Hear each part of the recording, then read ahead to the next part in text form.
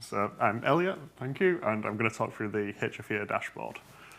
Okay, so there we go.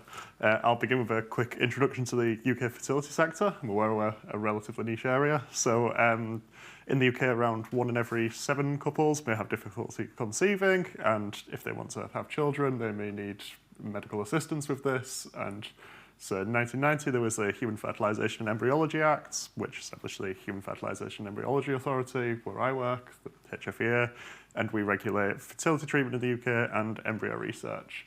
Part of that regulation is we collect data on every treatment which happens in a UK licensed centre, and so we now have data on around 1.6 million IVF treatments and 275,000 donor insemination treatments. Donor insemination is just another form of fertility treatment, and together these accounted for around 1 in 32 births in 2019. Okay. So what do we do with all of this data, which we collect? We do quite a bit, and one thing we'd like to do is publish the data. So we do annual trends reports covering like general trends in the area, things like how the average birth rate is changing over time and this sort of thing. We also do specific reports looking at specific areas. Our most recent one was on the changing family types having fertility treatment and this sort of thing. And we also release data on a more ad hoc basis to different groups. We provide data sets to researchers. We, as I'm sure a lot of people do, have a lot of freedom of information requests, parliamentary questions, media inquiries, requests from clinics for data, and we get a lot of ad hoc requests from other teams in our organisation and other organisations. So these more ad hoc data requests, they tend to sort of be fairly specific but follow similar themes, but not common enough themes that we could preemptively prepare the data, but with underlying themes, and so we thought that building dashboards to provide this data to people would be a good way to help with answering the data queries. So we decided to build a dashboard. We began with a stakeholder mapping exercise. So we met up and went through our various target audiences for this work, which would be clinicians, researchers, journalists, fertility patients, the general public, and our colleagues. And we went through what we thought would be the different data needs of these groups. We work with them quite regularly, most of the people on this list, so we had a pretty good idea of what they needed. We also have a number of colleagues who used to work in these areas, and so we were able to speak to them about their specific data interests. And we combined this all and we built a prototype. We then did quite a lot of user testing with this prototype. So this began internally. We gave colleagues in various teams access to the dashboard and a feedback form and let them in their own time have a play around with it and provide feedback. And we made changes based upon this. We then moved externally, so we recruited a selection of current fertility patients, and we had them sit down with our social researcher and go through guided interviews. So we gave them access to the dashboard on a call and taught them through it and asked them to pull data they thought might be interesting, and then used the process of them using the dashboard to inform how we changed it afterwards. We then arranged for reviews from a selection of figures in the sector. So we had a varied selection of researchers, professional groups, patient organisations who we again gave the access to the dashboard. We let them do things on their own. We gave them a form and they provided feedback as well. We did some work around accessibility. We commissioned a report into this to make sure that people with disabilities could use the dashboard effectively. And then finally, when I went through our senior leadership and got approval from them, and we published last year now.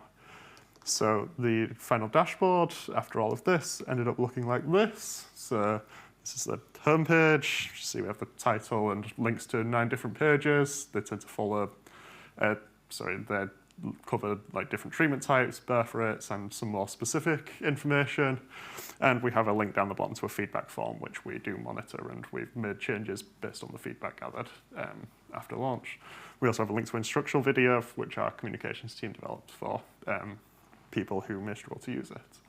Okay, so in terms of what these specific pages look like, they tend to follow similar themes. We tried to have a template which we stuck to as much as possible between the pages, so I'll just go into one of them. I'll just go into the IVF birth and pregnancy rates page. So this page looks like this. See, top we have a title, we have 2 cards with what we think are the most important pieces of information on the page. In this case, it's the birth rate and the pregnancy rate from IVF in the most recent year of data. We have 2 graphs, which show how these have changed over time. And we have a collection of filters people can apply down the side. So if people are only interested in birth rates from a specific kind of treatment, using donor eggs, say, in patients aged within this age group, then people can apply that and look specifically at that information. One thing we do have on this page, which we don't have on all of the pages of the dashboard, is a note at the top saying that this is not medical advice. We were very aware when we were making the dashboard that there was if this was going to be publicly available, there was a risk that people might overinterpret the data, so we felt that it was important to have that on there, and on a couple of other pages where that was a concern. Okay, so after having built the dashboard, we then went about promoting its use. So externally we did this by, making an explainer video. We added a banner to our website advertising it, and we had that pink banner at the bottom of all of our emails for a long time promoting the dashboard. We did a press release, which got a lot of media coverage, including this article in The Guardian. We did social media posts, and we've publicised it in sector publications and the conferences. The Bio News there is a trade journal, essentially, in our area. Internally, we've run training sessions for colleagues in the teams which we most want to encourage to use the dashboard. We've given presentations to different teams many times. We've presented at an all-staff event and many of these sort of things. And just whenever we receive a question which can be answered by pointing somebody to the dashboard, we do this, and this usually gets people using it a bit more frequently. Okay, so in terms of evaluating the work at the end, so the dashboard's had around 65,000 views in the first year. We're a very small organisation, so this is pretty good for us. We had around 300 pieces of media coverage. In terms of the initial goals, we've been able to answer around 1 in 3 data requests we've received since launch, at least in part through the dashboard. It's informed policy papers, the organisation, and parliamentary debates have referenced the data from the dashboard. It's been publicly praised by various researchers and clinicians. The Guardian article on the previous page had some quotes from various researchers. And we continue to update it after launch. So we're adding in another year's data every year, where we've added an extra page since the initial launch and added extra filters to some pages. And we monitor the feedback form, as I say. The percentages at the top are the feedback from the feedback form, which is all positive so far, which is nice. And we won this Trustworthiness, Quality and Value Award for the work last year. Okay, thank you.